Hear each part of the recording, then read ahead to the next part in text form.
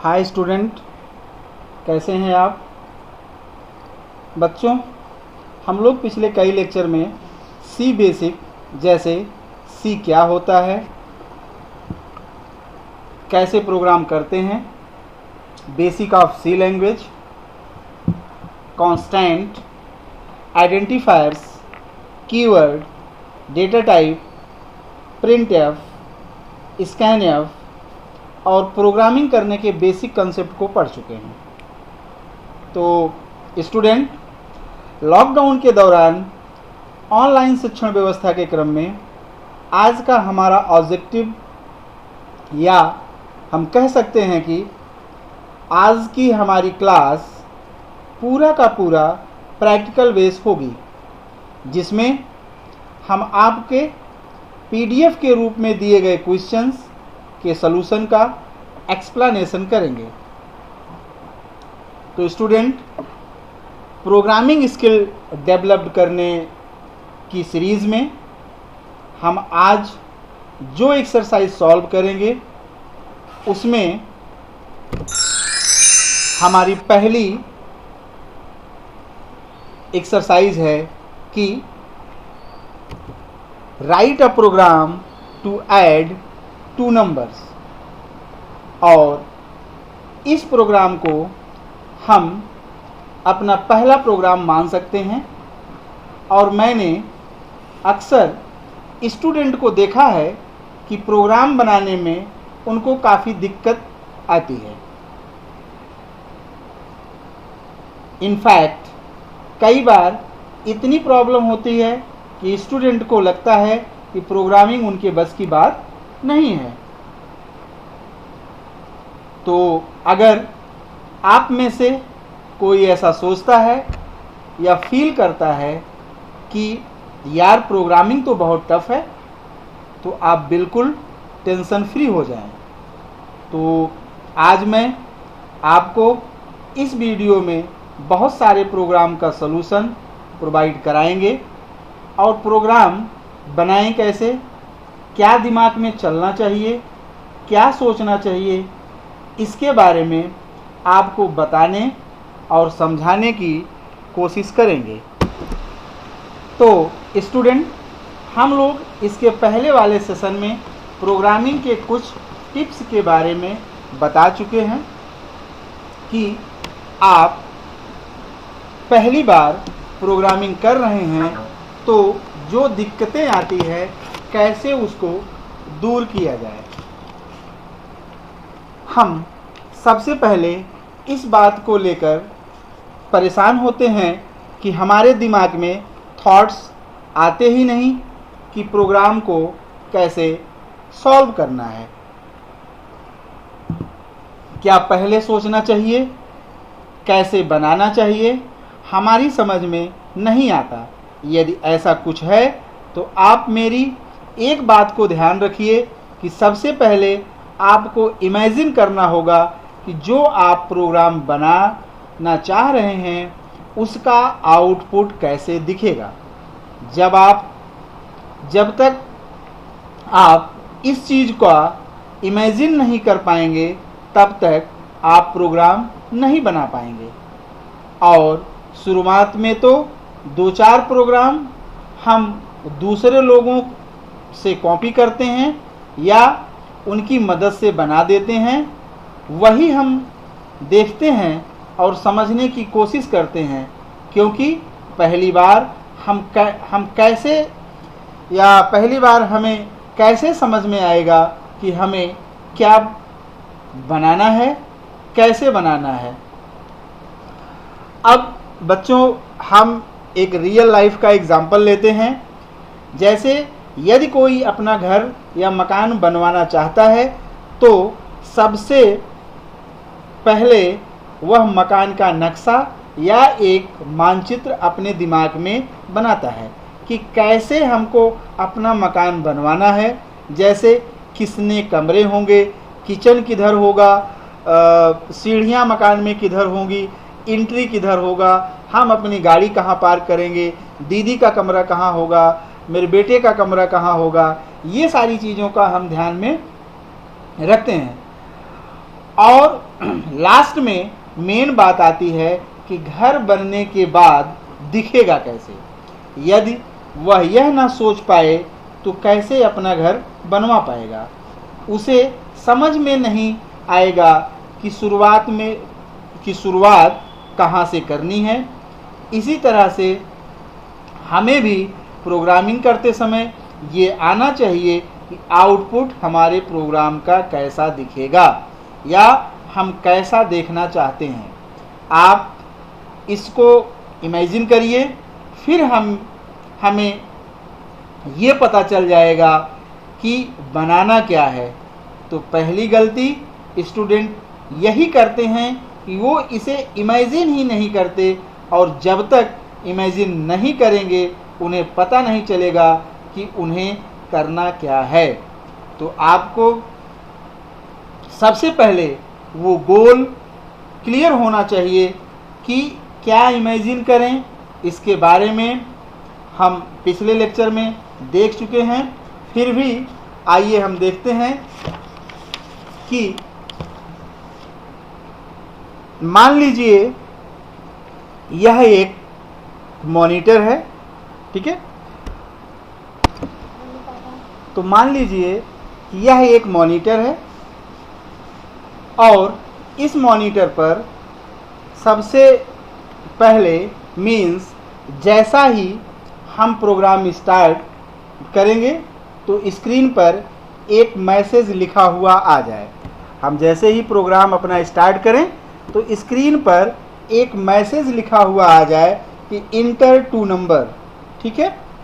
तो इसके लिए हम क्या करेंगे, इसके लिए हम एक प्रिंटफ फंक्शन हमें लिखना होगा। प्रिंटफ फंक्शन लिखना होगा कि इंटर टू नंबर। तो इसके लिए डेफिनेटली आपको अपने प्रोग्राम में क्या करना होगा, एक प्रिंटफ फंक्शन लिखना होगा। तो मैंने ये मान लिया, या मैं ये मान के चल रहा हूं कि आप प्रीवियस के सारे लेक्चर ध्यान से पढ़ लिया होगा। यदि ऐसा नहीं है तो उसे पुनः आप पढ़ लीजिए। तो प्रिंटफ फंक्शन ही वह तरीका है जिससे मैं प्रिंट कर पाऊंगा, और उसके बाद स्क्रीन पर यूजर को नंबर इंटर करना होगा। ये मैसेज हम किसके माध्यम से प्रिंट करेंगे, प्रिंटफ के माध्यम से प्रिंट करेंगे कि इंटर टू नंबर, और उसके बाद ही यूजर को वो 2 नंबर इंटर करना होगा। अब आप यहां पर देखिए कि चूंकि हमें 2 नंबर इंटर कराना है, तो इसलिए हमने यहां पर इस प्रोग्राम में लिखा हुआ है INT A, B, और उसके बाद CLR SCR का यूज किया हुआ है, जिससे कि हमारी आउटपुट स्क्रीन क्लियर हो जाए। तो अब देखिए, जैसा ही हम प्रिंटफ इसको एग्जीक्यूट कराएंगे और अब हमारी स्क्रीन वो क्या हो जाएगी, वो रुकी हुई रहेगी, क्योंकि हमने अपने प्रोग्राम में ऐसी लाइन लिखी होगी जो कि कीबोर्ड से डेटा को चाह रहा होगा। मीन्स एक ऐसा इंस्ट्रक्शन जिससे कीबोर्ड से डेटा लिया जा सकता है, या मीन्स जब तक हम डेटा इंटर नहीं करेंगे स्क्रीन हमारी रुकी रहेगी। तो इसके लिए हम अपने प्रोग्राम में लिखेंगे क्या, एक दूसरा प्रीडिफाइंड फंक्शन जिसका नाम है स्कैनफ फंक्शन। तो इससे आप डेटा इंटर कर पाते हैं। मीन्स यह एक इनपुट इंस्ट्रक्शन है।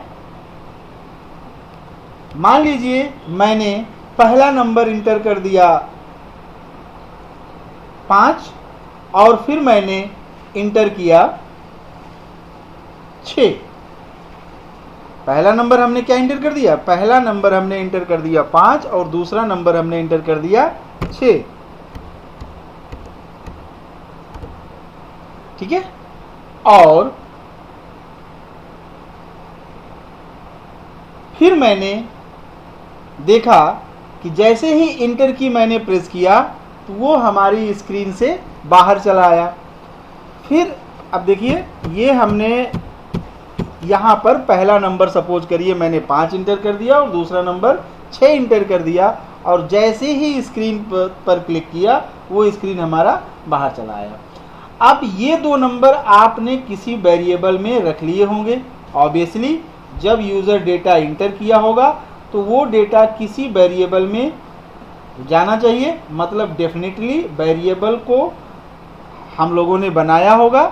तो यहाँ पर आप देखिए इस प्रोग्राम में just now I am imagine our program means program to find sum of two numbers. How to write these programs, just I am imagine here or now showing a screen how to write these steps. Then अगर आपको ये पता है तो C language में हम variable declare करने वाले हैं। वेरिएबल डिक्लेयर करने के स्टेप लिखे होंगे। माना कि हमने प्रोग्राम में वेरिएबल बनाने वाले स्टेप लिखे हैं, जैसे INT A और B। इस तरह से हमने वेरिएबल बनाए हैं। कितने वेरिएबल? 2 वेरिएबल, क्योंकि एक वेरिएबल में 5 चला जाएगा और दूसरे वेरिएबल में क्या जाएगा? 6 जाएगा। तो अब हमें दोनों को क्या करना है? दोनों को सम करना है और वो सम करके प्रिंट कराना है। और हम यहाँ पर सम दिखाना चाहेंगे कि दोनों नंबर्स को जोड़ने का ये सम कैसे आया। तो ये कैसे दिखेगा? मीन्स स्क्रीन पे मैं चाहता हूँ कि कुछ प्रिंट हो जाए, तो फिर इसके लिए हमें क्या लिखना पड़ेगा? printf लिखना पड़ेगा। तो इस printf में मैं लिख दूंगा सम इज इक्वल टू, यहाँ पे sum is equal to %d और 11 हम चूंकि हमको पता है कि हमने 5 और 6 को इंटर किया हुआ है। 5 मैंने इंटर किया हुआ है ए में, 6 इंटर किया हुआ है बी में। तो जब दोनों को ये जोड़ेगा तो उसका आउटपुट 6, 5 और 11 प्रिंट कर देगा। अब यहाँ पर देखिए स्कैनएफ के बाद एक स्टेप लिखा हुआ है एस असाइन ए प्लस बी, मतलब ए की वैल्यू और बी की वैल्यू जोड़कर यस में स्टोर कर देगा। और चूंकि हमें उसका रिजल्ट प्रिंट कराना है तो उसके लिए हमने लिख दिया printf डबल कोट्स के अंदर sum equal to %d s. तो अब ये हमारा सम कैलकुलेट हो गया। अब आप लोग देखिए कि हमने इसके पहले कहा कि हम 2 नंबर को सम कराएंगे, तो हमने यहाँ पर लिखा कि a प्लस बी। तो यहाँ पर अब हम ध्यान देंगे कि हम जो लाइन यहाँ पर लिखे हुए हैं और जो लाइन जिस आर्डर में हम लिखे होंगे उसी आर्डर में वो लाइन एग्जीक्यूट होगा। तो ये बहुत इंपॉर्टेंट बात है।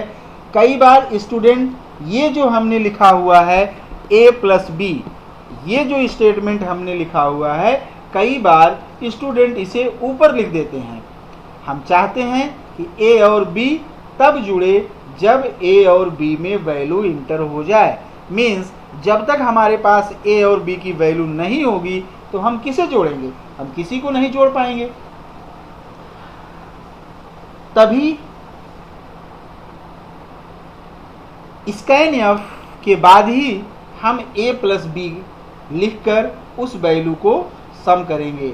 और जैसे ही हम इस 2 वैल्यू को सम करेंगे तो ये हमारा रिजल्टेंट वैल्यू होगा।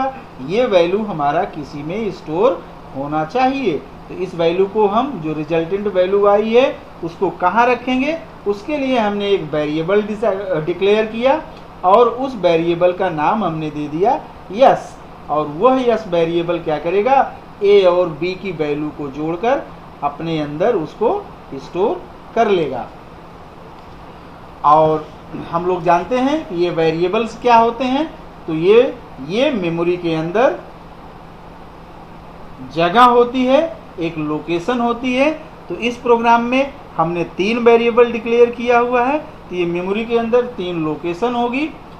जब हम 5 इंटर किए तो A में गया, जब 6 इंटर किए तो B में गया होगा, और जब दोनों को सम किया तो वो रिजल्ट आ गया हमारा कहाँ पर? यस में। तो जब मैं रिजल्ट प्रिंट कराऊंगा तो प्रिंट कराऊंगा क्या, प्रिंट कराऊंगा यस की वैल्यू। तो स्क्रीन पर क्या दिखना चाहिए, सम इज 11, क्योंकि यहाँ पर हम यस की वैल्यू प्रिंट कराना चाहते हैं। तो अब ये जो आउटपुट हमने इमेजिन कर लिया, अब हमको समझ में आ गया कि हमें बनाना क्या है। तो जो हम इमेजिन कर रहे थे उसको आप देखिए कि हम धीरे धीरे स्क्रीन पर आपके सामने शो कराते जा रहे थे। ठीक है, मीन्स पहले आप कॉपी पर वर्क करिए कि आपको एग्जैक्टली चाहिए क्या, और वो एक्चुअली सी लैंग्वेज में होगा कैसे। जैसे मैंने कॉपी में लिखा इंटर 2 नंबर, तो मैं समझ गया या मैंने समझा कि अच्छा ये तो प्रिंटफ से होगा। ठीक है, जैसे मैंने कॉपी में लिखा कि इंटर 2 नंबर, तो मेरी ये समझ में आ गया कि ये तो प्रिंटफ से सी प्रोग्रामिंग में लिखा जाएगा, तो मैंने प्रिंटफ फंक्शन लगा दिया। और जहां मुझे लगा कि स्कैनफ लिखना है तो वहां पर मैंने स्कैनफ फंक्शन लगा दिया। अब मैं इसी प्रोग्राम को क्या करूंगा, अब मैं इसी प्रोग्राम हम जब कॉपी में इमेजिन किए तो आप देख लीजिए कि इसका आउटपुट कैसे होगा। अब देखिए सबसे पहले लाइन टू लाइन हमारा ये आउटपुट स्क्रीन ये प्रोग्राम एग्जीक्यूट होगा। यहाँ पे लिखा इंटर 2 नंबर, मैंने पहला नंबर इंटर किया 5 और दूसरा नंबर इंटर किया 6। ये दो नंबर आपस में जुड़ गया और प्रिंट पे दिखा सम इज इक्वल टू 11। तो इस तरह से हमारा ये आउटपुट आएगा। अब हम इसी प्रोग्राम को कहाँ पे देखेंगे, सी एडिटर पर देखेंगे। तो आइए देखते हैं। तो स्टूडेंट अब हमने सी एडिटर को ओपन कर लिया है। जैसा कि हम लोगों को पता है कि सबसे पहले हम लिखते हैं hash include stdio dot h, और उसके बाद हम एक दूसरी हेडर फाइल इंक्लूड कराते हैं hash include con io dot h, और उसके बाद हम लिखते हैं मेन फंक्शन, फिर ओपन करली ब्रेसेस। ठीक है, और इसके बाद हमने अपने प्रोग्राम में लिखा है a, b, यस। ये हमारे क्या हैं, ये हमारे वेरिएबल्स हैं। अब हमने लिखा क्या, क्योंकि हमें स्क्रीन क्लियर करनी है, CLR ठीक है। अब चूंकि हमको लिखना है, हमको 2 नंबर इंटर कराना है, तो इसके लिए स्क्रीन पर हम एक मैसेज देंगे यूज़र के लिए, क्या कि इंटर 2 नंबर। ठीक है, अब ये हमारा स्क्रीन पर मैसेज आ जाएगा। और उसके बाद लिखा स्कैन एफ और फिर %d।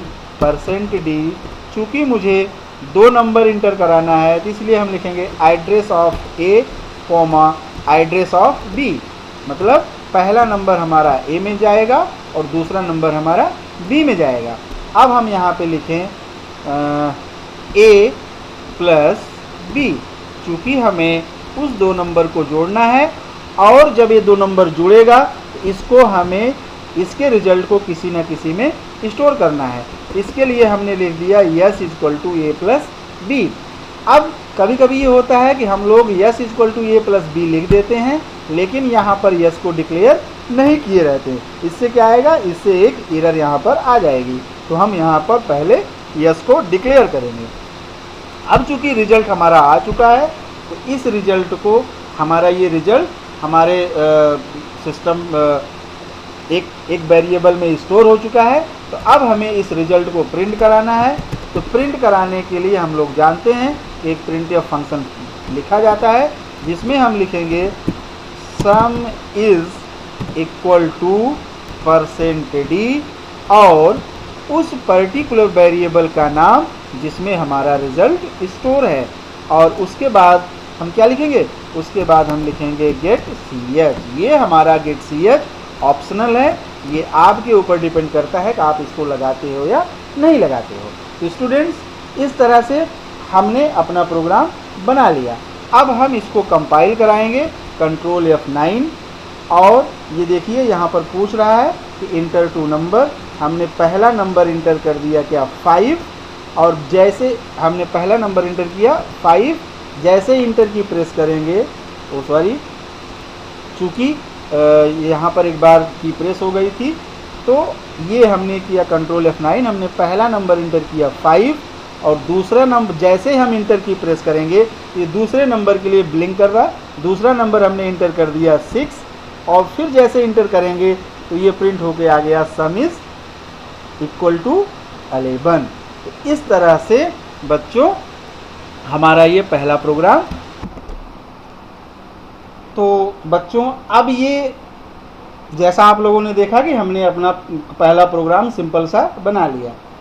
तो स्टूडेंट, मैं काफ़ी समय से प्रोग्रामिंग लैंग्वेज पढ़ा रहा हूँ, तो जो एक्सपीरियंस मुझे हुआ है तो उस सी लैंग्वेज सीखने में जो दिक्कत स्टूडेंट को होती है उसे मैं इस प्रोग्राम में एक्सप्लेन करने की कोशिश करूँगा, ताकि मैंने एक्सप्लेन किया कि ताकि हमारा आप लोगों को जो दिक्कत आई उसको क्लियर हो सके। क्योंकि मुझे मालूम है कि जब हम पहली बार प्रोग्राम बनाते हैं तो कितना भी आसानी से समझ में नहीं आता। तो इस वीडियो को कई बार आप देखिए। हमने जो टिप्स इसके पहले वाले लेक्चर में देखा था उसमें उसको आप अपनाइए। जैसे हमारी टिप्स थी imagine and design output, means क्या आपको चाहिए पहले आप इमेजिन करिए। इसके बाद दूसरा था कि इसके बाद स्टेप कौन कौन सी आपको परफॉर्म करनी है उसे डिज़ाइन करिए।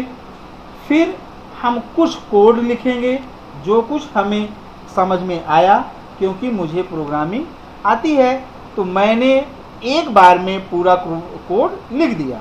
हो सकता है कि आप पहली बार प्रोग्राम बनाएं तो आपको इतना भी लिखने में काफ़ी टाइम लग जाए, और इसमें भी कई तरीके की गलतियां करें। और शुरुआत में गलतियां जो होती हैं वो सिंटैक्स वाली होती हैं, जैसा कि एड्रेस ऑफ लगाना भूल गए, सेमी कॉलन लगाना भूल गए, स्टेप को आपने ऊपर नीचे कर दिया, वेरिएबल को डिक्लेयर नहीं किया और यूज़ कर रहे हैं। इस तरह की मिस्टेक होती हैं, और इस तरह की गलतियां सबसे होती हैं। तो बिल्कुल निश्चित रहें, अगर ये दिक्कत होती है तो बार बार प्रोग्रामिंग करने से ये दिक्कतें आपकी दूर हो जाएंगी, क्योंकि वो हाइब्रिड की जो है बात होती है कि आप जैसे जैसे प्रोग्रामिंग करेंगे आपकी ये सारी दिक्कतें जो बेसिक दिक्कतें हैं वो सब दूर हो जाएंगी। तो स्टूडेंट्स, अब हम लोग यहाँ पर देखेंगे कि जैसे बहुत सारे चूँकि हम लोगों को एक्सरसाइज मिली हुई है, ठीक है। अब दूसरी एक्सरसाइज है हमारी कि write a program to find the square of a number, means कि आपको किसी भी नंबर का स्क्वायर प्रिंट करना है। तो इसके लिए हम लोग प्रोग्राम देखते हैं कि इस प्रोग्राम को हम कैसे बनाएंगे। तो बच्चों, अब हम लोग यहाँ पर देखेंगे इस प्रोग्राम को हम लोग कैसे बनाएं कि write a program to find the square of a number in C. तो देखिए यहाँ पर हम लोग जानते हैं कि दो हेडर फाइल इंक्लूड करेंगे, हैश इंक्लूड stdio.h और हैश इंक्लूड conio.h। तो अब उसके बाद हम लोग यहाँ पर लिखेंगे मेन और ओपन करली ब्रेसेस। चूँकि हमें दो नंबर का स्क्वायर प्रिंट करना है, एक नंबर का स्क्वायर प्रिंट करना है, उसके लिए हम एक वेरिएबल लेंगे जिसमें वो नंबर स्टोर करेंगे, जैसे यहाँ पर लिखा हुआ है int a, और दूसरा यहाँ पर कॉमा लगा के sq लिखा हुआ है, मीन्स ये उस नंबर का स्क्वायर अपने अंदर स्टोर करेगा। अब हम आगे बढ़ते हैं तो यहाँ पर लिखा हुआ है CLR SCR, ये हमारे आउटपुट स्क्रीन को क्लियर करके रखेगा प्रीवियस सारे आउटपुट को, और करंट स्क्रीन का वेट करेगा जो भी हमारा करंट में आउटपुट होगा। अब यहाँ पर हम चूंकि एक नंबर मुझे रिसीव करना है, इसके लिए हम लोग जानते हैं कि एक सुटेबल सा मैसेज देंगे, प्लीज इंटर अ नंबर। अब जब भी यूजर उस नंबर को इंटर करेगा उसे हमें किसी न किसी वेरिएबल में स्टोर करना है, मीन्स उसे रिसीव करना है। तो हम लोग जानते हैं रिसीविंग के लिए हम लोग क्या यूज करते हैं, एक स्कैनफ फंक्शन का यूज करते हैं। तो यहाँ पर लिखा स्कैनफ %d और एड्रेस ऑफ ये जो वैल्यू हम इंटर करेंगे ये जाके हमारे मेमोरी में ए के एड्रेस पर स्टोर हो जाएगा। और उसके बाद हम लिखेंगे printf फंक्शन में, हम लोग इसके पहले पढ़ चुके हैं कि हम printf फंक्शन में एक्सप्रेशंस का भी यूज कर सकते हैं। हमने लिखा है square equal to %d double quotes single quotes के बाद, चूंकि हम ए स्क्वायर नहीं लिख सकते हैं, और स्क्वायर का मतलब होता है कि किसी भी नंबर्स को 2 बार मल्टीप्लाई कर देना। जैसे 2 का स्क्वायर मीन्स 2 × 2। तो चूंकि इस प्रोग्राम में वो नंबर जिसका भी हमें, वो नंबर चाहे जो हो, जिसका भी स्क्वायर प्रिंट करना है वो ए में स्टोर हुआ है, तो उस ए × ए हम कर देंगे, उस पर्टिकुलर नंबर का स्क्वायर हो जाएगा। और हम आगे बढ़ते हैं, तो जैसे ही हम आगे बढ़ेंगे तो यहाँ पर देखिए ये एक दूसरा तरीका यहाँ पर दिखाया गया है, और करके देखिए, और के बाद लिखा हुआ है SQ A × A। जैसे हम पिछले प्रोग्राम में देखा, हमने लिखा S = A + B, उसी तरह से हम उस प्रोग्राम को A + B एक्सप्रेशंस के रूप में कर सकते थे, जैसा यहाँ पे A × A किया। अब इसी प्रोग्राम को हम A और A को मल्टीप्लाई करके इसके रिजल्ट को SQ में भी स्टोर कर सकते हैं। तो आपके पास दोनों ऑप्शंस हैं, दोनों में से आप कोई भी यूज कर सकते हैं। और जब भी मैं इस A × A एक्सप्रेशन को किसी वेरिएबल में स्टोर किया तो ये हमें उस वेरिएबल को फिर printf फंक्शन के अंदर प्रिंट कराने की आवश्यकता है। अब देखिए यहाँ पर आउटपुट स्क्रीन पर आया कि प्लीज इंटर अ नंबर, और मान लीजिए मैंने वो नंबर इंटर कर दिया 5। अब यहाँ पर इस प्रोग्राम में 5 × 5 मतलब 5 × 5 25, SQ में चला गया 25, और printf में ये 25 हमारा प्रिंट हो गया। यहाँ पर स्क्रीन पर आ गया स्क्वायर इक्वल टू 25। इस तरह से हमारा हमारे एक नंबर के स्क्वायर को प्रिंट करने का प्रोग्राम हो गया। तो बच्चों अब हम देखेंगे अपना अगला क्वेश्चन। आप लोग देखिए कि यहाँ पर हमने 2 क्वेश्चन के बारे में एक्सप्लेन कर दिया, और इस तरह से हमारे पास बहुत सारे क्वेश्चंस हैं जिसका PDF आप लोगों के पास पहुँच चुका है। तो अब हम देखते हैं यहाँ पर हमारा तीसरा क्वेश्चन कौन सा है। तो बच्चों यहाँ पर हमारा तीसरा क्वेश्चन है write a program to swap 2 number in C, और उसके बाद हमारा अगला क्वेश्चन होगा write a program to swap 2 number without using third variables, और उसके बाद आज का हमारा 5वां क्वेश्चन होगा write a program to calculate the simple interest on the value of P, R and T in C and values are entered by user और keyboard. अगला क्वेश्चन होगा हमारा 6 क्वेश्चन कि Ramesh basic salary is input through the keyboard, his dearness allowance is 40% of basic salary and house rent allowance is 20% of basic salary, then write a program to calculate his gross salary. उसके बाद हमारा अगला question होगा जो 7वां question होगा आज के demonstration का, if the marks obtained by a student in 5 different subjects are input through the keyboard, find out the total marks and percentage marks obtained by the students. Assume that the maximum mark that can be obtained by a student in each subject is 100।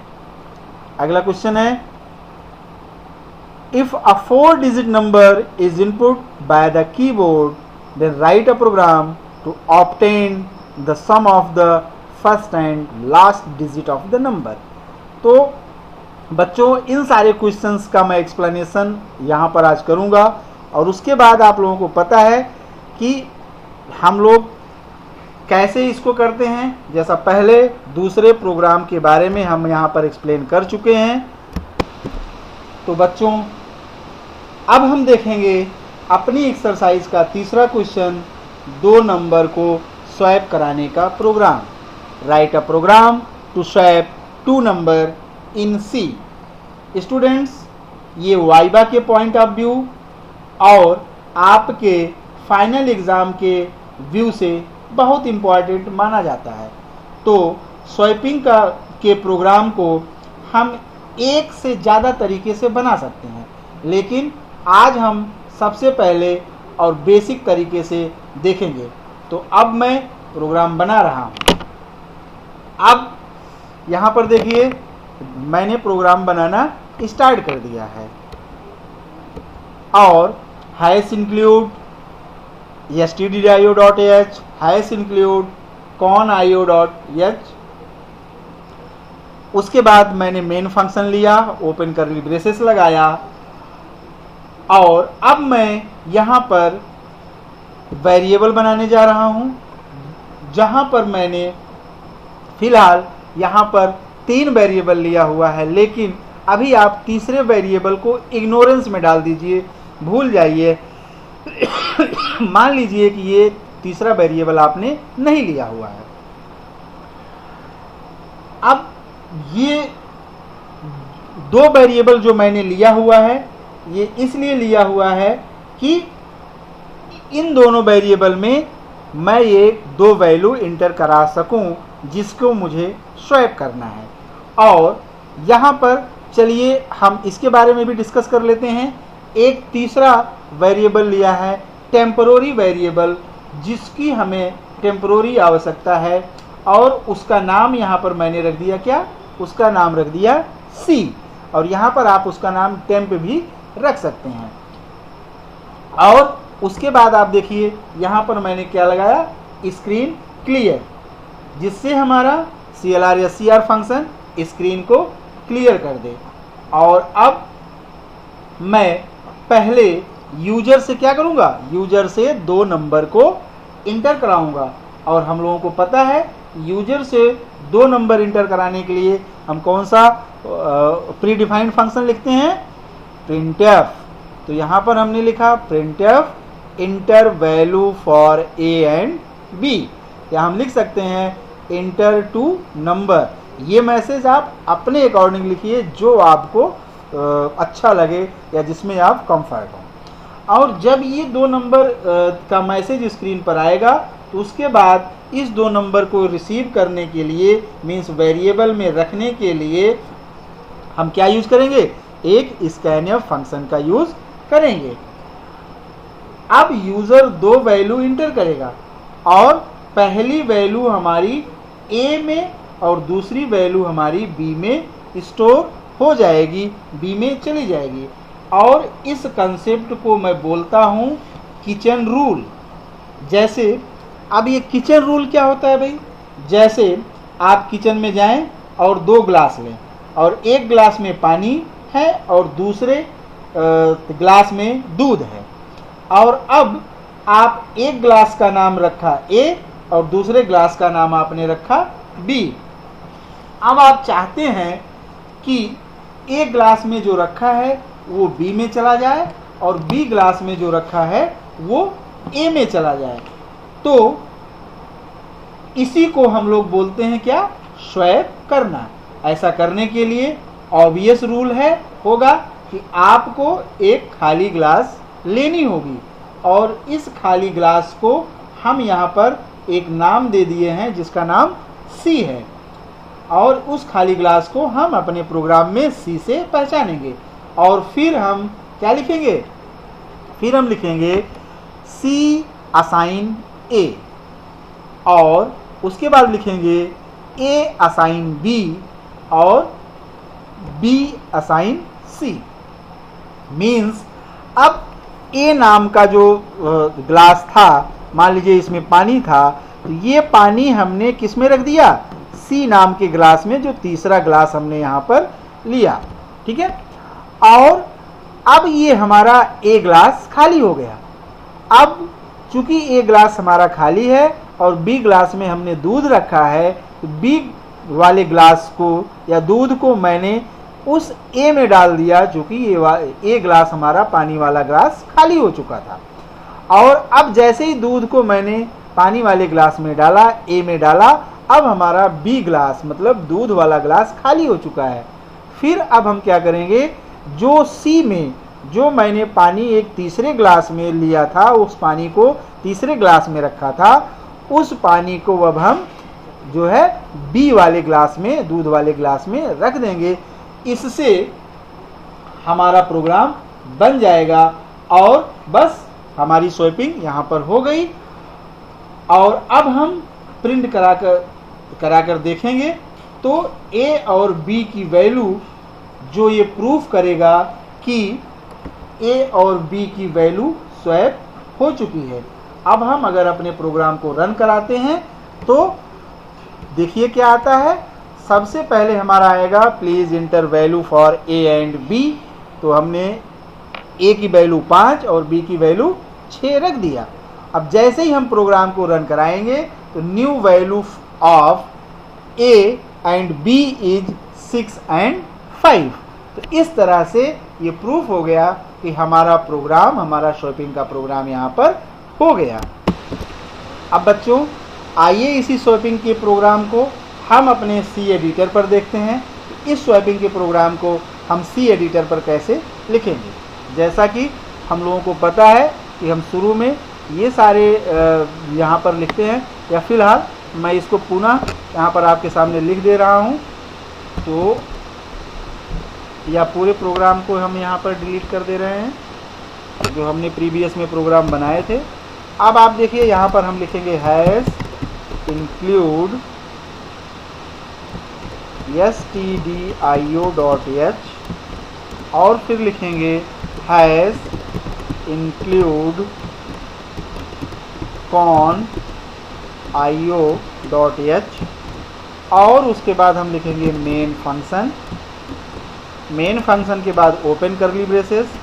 अब यहाँ पर हम variable लेंगे a, b, temp। चलिए तो वहाँ पर पिछली बार हमने सी को एक्सप्लेन किया था, अब यहाँ पर हम लिख दे रहे हैं temp, ठीक है। अब हम यहाँ पे लिखेंगे printf फंक्शन, जैसा कि अभी हमने इसके पीछे ही एक्सप्लेन किया। और printf फंक्शन किस लिए, एक मैसेज के लिए, तो enter value for a and b, और इसको हमने यहाँ पर टर्मिनेट कर दिया। अब जब वो वैल्यू इंटर करेगा तो हम लिखेंगे scanf और डबल कोट्स में %d, फिर %d और address of a address of b, और वो दोनों वैल्यू हम इसके पहले एक्सप्लेन कर चुके हैं, ए और बी में जाएगा। अब चूंकि हम यहाँ पर अब हम स्वैपिंग का प्रोग्राम लिखेंगे टेम्प असाइन ए, मीन्स ए की वैल्यू हमारी टेम्प में चली जाएगी, ए असाइन बी और बी की वैल्यू हमारी ए में चली जाएगी, और बी असाइन टेम्प। और उसके बाद हमें इस स्वैपिंग रिजल्ट के बाद रिजल्टेंट वैल्यू को प्रिंट कराना है। तो अब हम यहाँ पर लिखेंगे new value of a and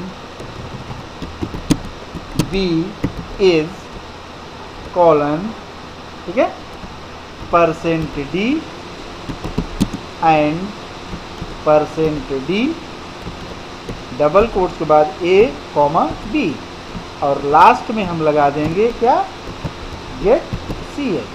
और ये हमारा प्रोग्राम बच्चों यहाँ पर हो गया। अब आप देखिए यहाँ पर हमने CLR SCR का यूज़ नहीं किया हुआ है, तो हम लिख देते हैं CLR SCR। और इससे हमारी प्रीवियस स्क्रीन भी क्लियर हो जाएगी। अब हम इस प्रोग्राम को अगर हम रन कराएं, यहाँ पर देखिए, यहाँ पर टर्मिनेटर हमारा ऐसे लगा हुआ था। तो कंट्रोल F9। अब यहाँ पे कह रहा है 2 नंबर इंटर करिए। मान लीजिए हमने पहला नंबर इंटर किया 5 और दूसरा नंबर इंटर किया 6 और new value of A and B is 6 and 5 और पहली हमारा आउटपुट आया था, तो हमारा वैल्यू था 5 एंड 6। तो बच्चों इस तरह से हमारा ये प्रोग्राम हो गया 2 नंबर को स्वैप करने का। अब इसी तरह से हमारा तीसरा क्वेश्चन है कि write a program to swap 2 number in C without using third variable. तो बच्चों हमने इस प्रोग्राम का PDF आप लोगों के पास भेज दिया है। अब हम डायरेक्टली इसको C एडिटर पर एक्सप्लेन करते हैं, जो कि इसी से रिलेटेड है। तो हमने अभी रिसेंटली जिस प्रोग्राम को एक्सप्लेन किया, टोटली यह भी उसी के ऊपर डिपेंड है। और इसके पहले आप लोग देख चुके हैं कि हम स्वैपिंग 2 नंबर को किए हैं और अब यहाँ पर हम करने जा रहे हैं swapping 2 number without using third variable. तो बच्चों इसके पहले हम लोगों ने देखा, बनाया भी, जिसमें हमने तीसरा वेरिएबल यूज करके प्रोग्राम को बनाया, जो कि आप लोगों के स्क्रीन के सामने है और इसको हमने यूज कर लिया। और इसमें हमने आपको दूध और ग्लास का एग्जाम्पल भी लेकर बताया था कि उसको कैसे हम यूज करते हैं। तो अब हम विदाउट यूजिंग थर्ड वेरिएबल का हम प्रयोग करते हुए इस प्रोग्राम को करेंगे। तो इसके लिए स्टूडेंट्स हम सबसे पहले हम लोग जानते हैं कि hash include stdio.h, hash include conio.h, इन 2 स्टेटमेंट्स को लिखते हैं। और उसके बाद हम लिखते हैं मेन। मेन लिखने के बाद हम ओपन कर्ली ब्रेसेस लगाते हैं, ठीक है। और उसके बाद हम यहाँ पर वेरिएबल डिक्लेयर करते हैं। क्योंकि हमें यहाँ पर 2 ही वेरिएबल लेकर थर्ड वेरिएबल नहीं यूज करना है, तो हम एक यहाँ पर टेम्प वेरिएबल को हटा देंगे। और उसके बाद हमने यहाँ पर यूज किया CLR जिससे स्क्रीन हमारी क्लियर हो सके। इसके बाद printf फंक्शन के माध्यम से मैंने मैसेज दिया कि inter value for A and B, जिससे वो हमारा यूज़र वैल्यू इंटर कर पाए। और scanf के माध्यम से हमने वो 2 वैल्यू यहाँ पर रिसीव कर लिया, ठीक है। आप लोग यहाँ पर देख रहे हैं scanf के माध्यम से, इस scanf के माध्यम से हमने 2 वैल्यू रिसीव कर लिया और ये 2 वैल्यू A और B में हमारे आ चुके हैं। तो पहले हम लोग इसका लॉजिक लगाते हैं कि ये कैसे होगा। लॉजिक क्या है, 2 नंबर को हम 2 वेरिएबल में रख सकते हैं। हमको ये पता है कि हम 2 नंबर को 2 वेरिएबल में रख सकते हैं। और कई लोगों को लगता है कि अगर हम प्रोग्राम कर दें A की वैल्यू B में रख दें और B की वैल्यू A में रख दें तो स्वैपिंग हो जाएगी, जबकि ये टोटली गलत है। क्यों गलत है?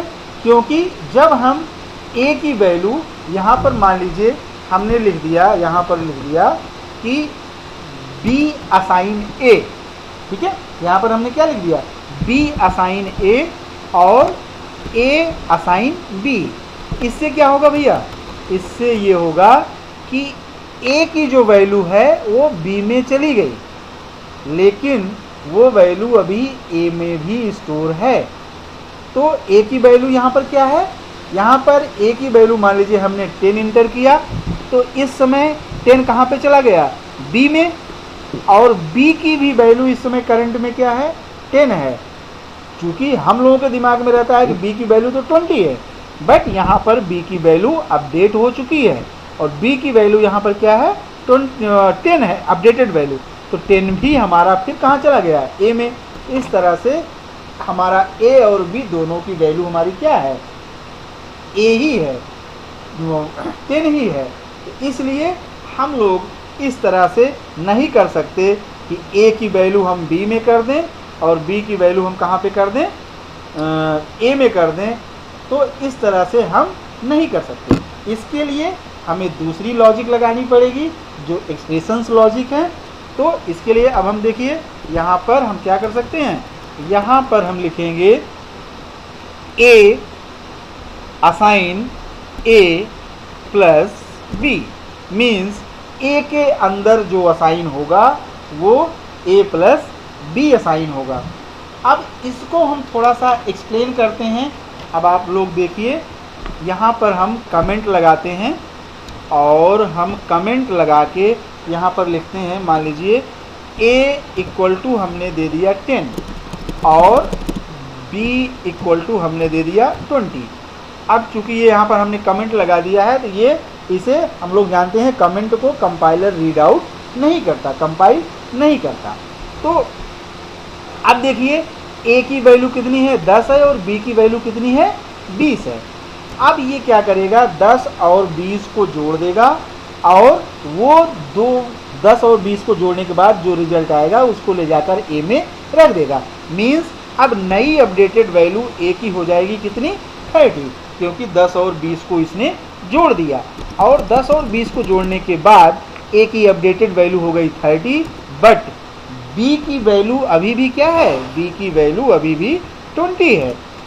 तो इस तरह से हमारा पहला एक्सप्रेशन जो मैंने लिखा ए असाइन ए प्लस बी, उसमें ए को हमें ए में नई वैल्यू आ गई है जो हो गई है 30।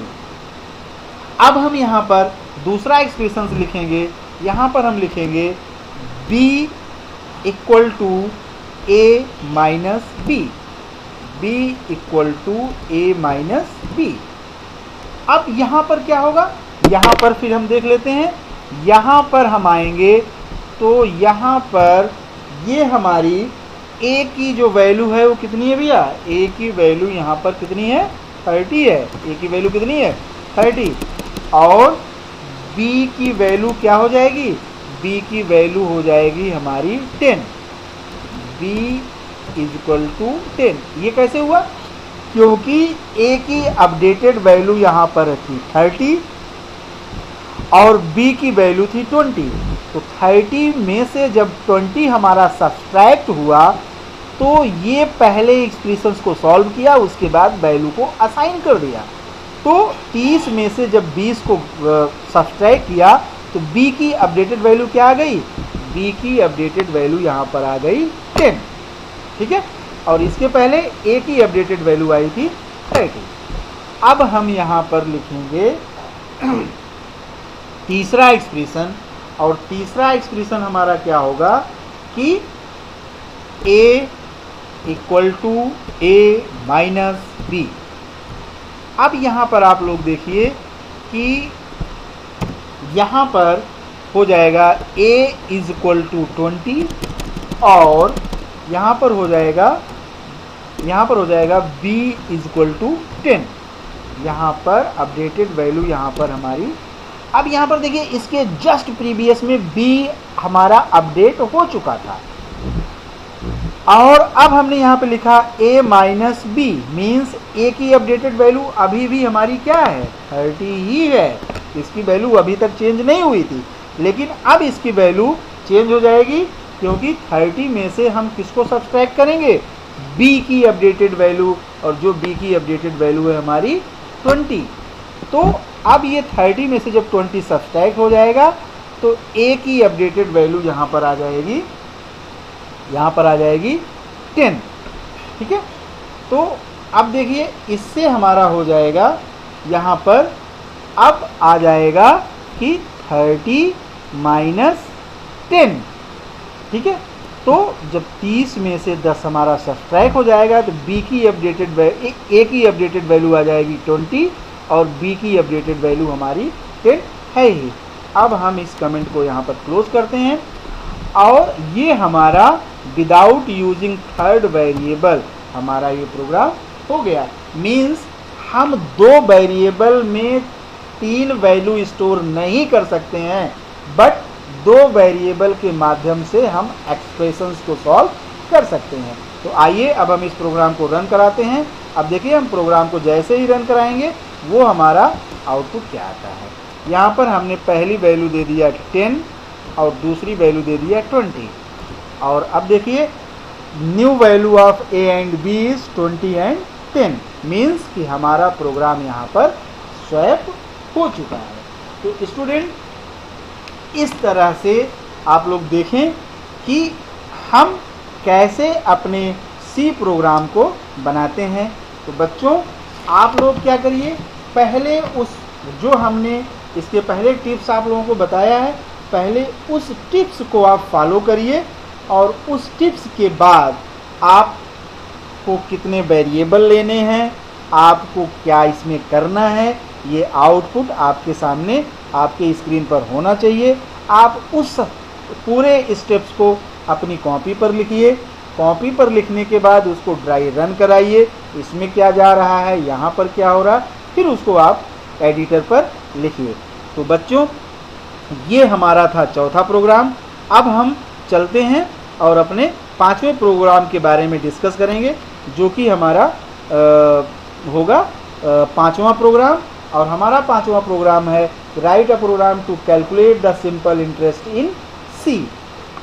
तो बच्चों अब हम इस प्रोग्राम को भी थोड़ा सा लिखते हैं और हम ये सारा यहाँ पर जो है डिलीट कर देते हैं और पुनः हम बेसिक से स्टार्ट करते हैं कि हम अपने प्रोग्रामिंग को कैसे करते हैं। तो यहाँ पर हमने लिखा हैश, यहाँ पर हमने लिखा हैश इंक्लूड हैश, यहाँ पर देखिए हमने लिखा क्या, हैश इंक्लूड stdio.h और हैश इंक्लूड conio.h। उसके बाद हम लिखेंगे मेन, ठीक है, मेन, और मेन के बाद ओपन करली ब्रेसेस लगाएंगे। ओपन करली ब्रेसेस के बाद हम क्या करेंगे, एक वेरिएबल डिक्लेयर करेंगे अपने प्रोग्राम में। चूँकि हमको हमारे प्रोग्राम में लिखा हुआ है the value of p, n and r is input by the keyboard, means कि यूज़र 3 वैल्यू को इंटर करेगा। उसके लिए हमें उन तीनों वैल्यू के लिए हमें एक वेरिएबल डिक्लेयर करना पड़ेगा।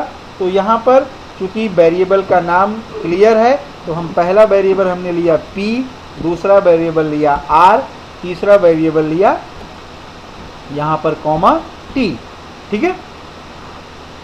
और उसके बाद हम यहाँ पर लिखेंगे क्या, चूँकि ये नंबर्स मुझे इनपुट कराने हैं इसलिए हम एक प्रिंटफ मैसेज देंगे, enter the value of p, r and t, ठीक है।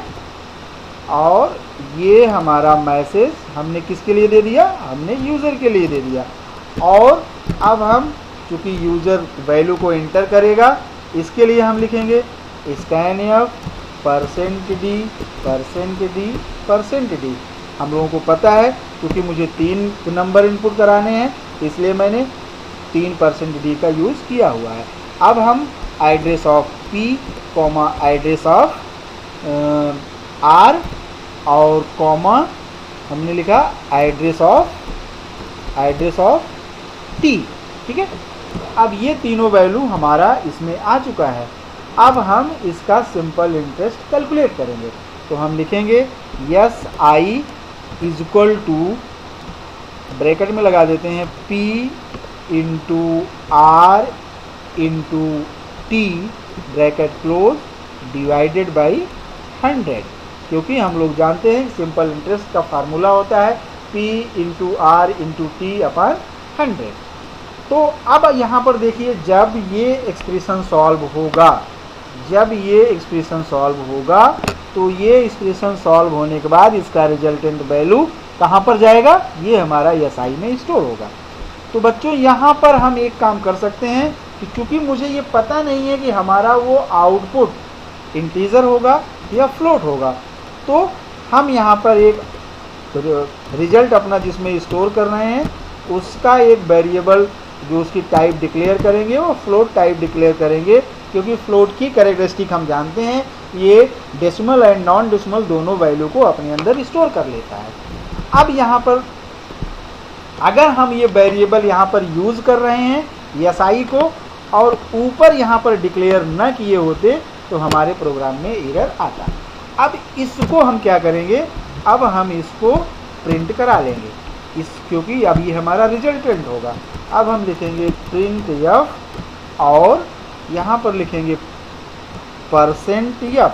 बच्चों यहाँ पर ध्यान दीजिए, चूँकि हम यहाँ पर SI को प्रिंट कराएंगे, हमारी रिजल्टेंट वैल्यू किस में जा रही है, SI में स्टोर हो रही है, इसलिए और SI हमारा फ्लोट टाइप का रियल कांस्टेंट है, इसलिए यहाँ पर फॉर्मेटेड स्ट्रिंग %f लिया गया है, जिसके बारे में हम पिछले लेक्चर में डिस्कस कर चुके हैं। अब हम यहाँ पे लिखेंगे simple interest equal to %f और SI, और इसको हमने क्लोज कर दिया और गेट ch लगा दिया और गेट ch को भी यहाँ पर इंड कर लिया। और यहाँ देखिए CLR SCR नहीं लगाया है तो CLR SCR भी हमने यहाँ पर लगा दिया और इसको क्लोज कर दिया। अब बच्चों थोड़ा सा इसको हम एक बार कमेंट्स के अंदर रन करा लेते हैं। मान लीजिए हमने p की वैल्यू यहाँ पर दे दिया, क्या यहाँ पर दे दिया p की वैल्यू 1000 और यहाँ पर हमने r की वैल्यू दे दिया, क्या r की वैल्यू दे दिया 2, r की वैल्यू हमने दे दिया 2 और t = हमने दे दिया 3। ठीक है, अब यहाँ पर हमारा अगला एक्सप्रेशन है, क्या अगला एक्सप्रेशन है हमारा यहाँ पर कि SI = P × R × T और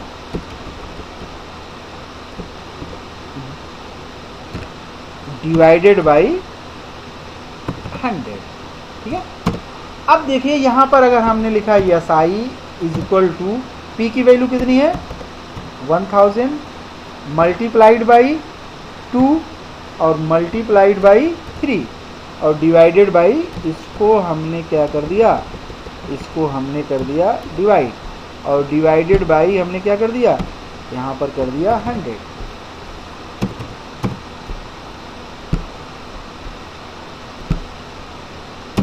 यहाँ पर डिवाइडेड बाई क्या कर दिया 100 कर दिया।